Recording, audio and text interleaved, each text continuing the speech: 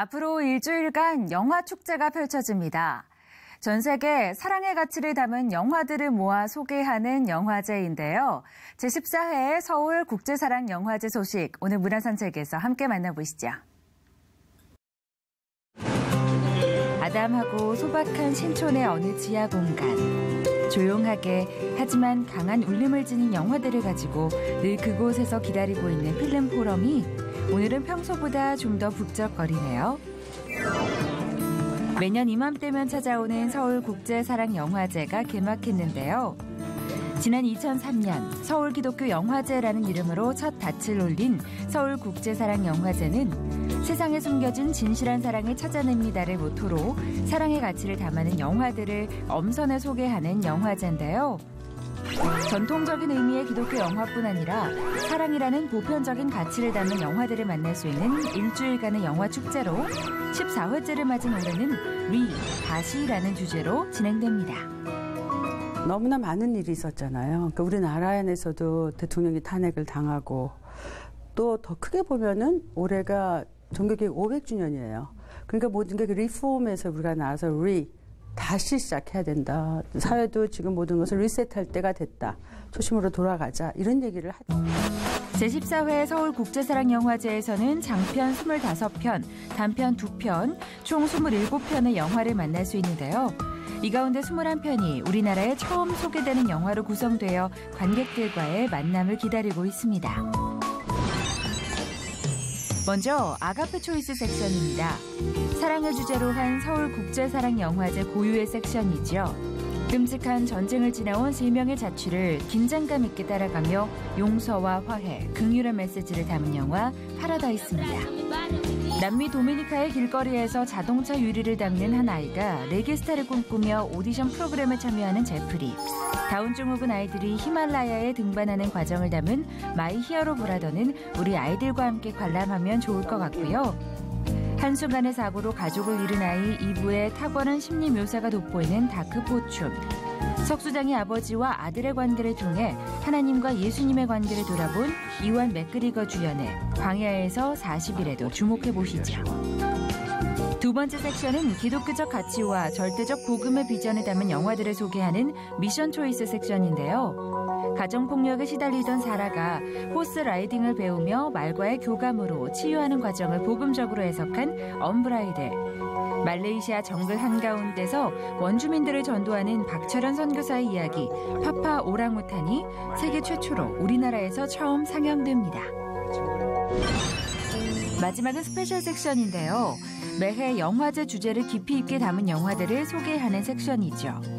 특히 아시아 아가페 영화의 재발견에서는 국내에서 접하기 힘든 아시아 문화와 정서를 보편적인 주제와 감성으로 표현한 최신 영화들을 만날 수 있는데요. 필리핀의 가난한 소장농 아이들의 모습을 담아낸 쌀 7부대, 가부장적인 이란 사회의 현실을 직시한 딸 어나더 타임에 주목해보시면 좋을 것 같습니다. 상대적으로 그런데 이제 아시아 영화 같은 경우에는 그들보다는 그러니까 영화적 역사가 좀 덜한 편이긴 하죠. 그래서 이제 우리가 아시아 쪽에서 발굴할 수 있는 그런 아가페 영화를 중점적으로 이번에 결정을 뒀고요. 전체 한 27편 중에서 한 13편 정도가 아시아 아가페 영화라고 이렇게 말씀드립니다. 또 2017년이 기독교인들에게 특별한 한 해인 만큼 종교개혁 500주년 특별전에서는 종교개혁을 대표하는 영화라고도 할 수 있는 루터를 비롯해 군대 없는 나라 코스타리카를 조망한 볼드피스, 점점 설 자리를 잃어가는 수도자들의 모습을 그린 더 아일랜드 오브 몽크가 준비되어 있습니다. 영화 관람에서만 끝이 아닙니다.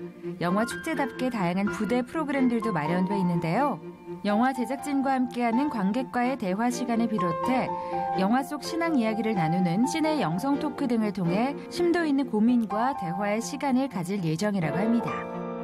저희들이 이제 해마다 한반도 평화연구원이라는 단체가 있는데요. 그 단체하고 영화제 기간 동안에 영화를 한 편 골라가지고 평화에 대해서 얘기할 수 있는 그런 이제 시내 포럼을 그렇게 진행을 하고 있습니다. 마찬가지로 올해도 우리 영화 중에 볼드피스라는 영화를 골라서 그 영화에 대해서 얘기를 하는 그런 시간을 가지고 있고요.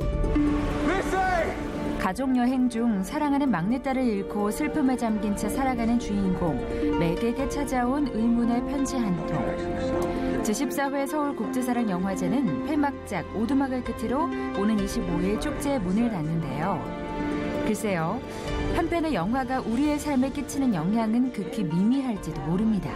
하지만 또 누군가에게는 불과 2시간짜리 영화 한 편이 한 사람의 인생을 송두리째 바꿔버릴 수도 있겠죠.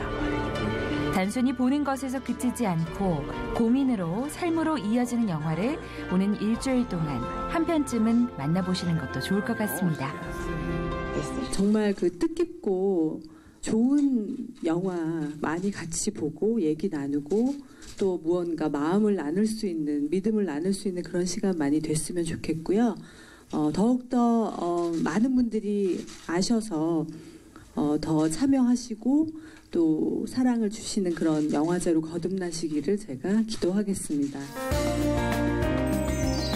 제14회 서울국제사랑영화제는 오는 25일까지 서울필름포럼에서 계속됩니다.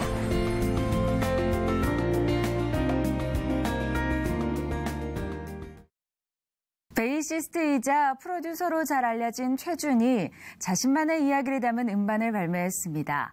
한 주간의 새로 나온 음반 소식 모아서 정리해드릴게요. 레코딩 세션 연주와 프로듀서로 잘 알려진 베이시스트 정홍식의 첫 번째 싱글 앨범 나 노래합니다가 발매됐습니다.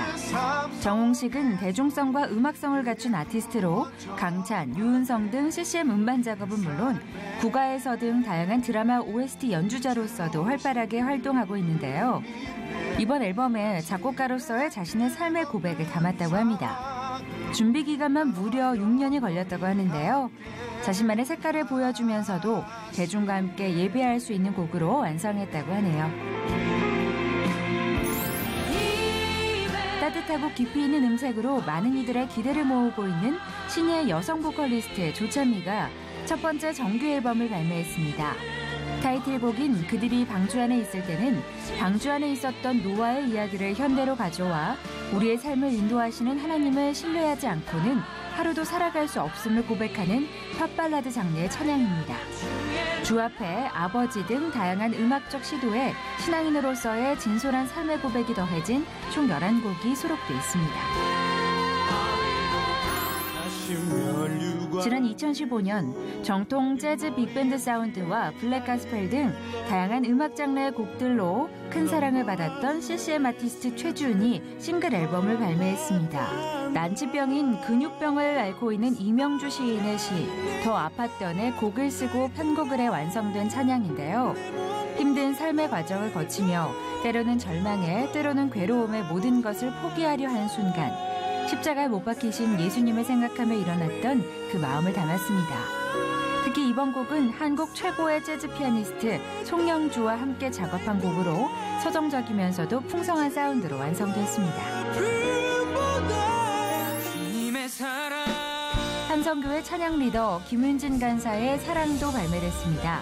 지난 3월 금요 철야 예배 실황을 담은 음원인데요. 죄악으로 인해 죽을 수밖에 없는 우리를 위해 십자가에서 죽으시고 영원한 생명을 주신 사랑을 노래하는 찬양입니다. 이 큰 은혜를 우리만 누릴 것이 아니라 내 주변과 이웃에게 전하자는 메시지를 담고 있습니다.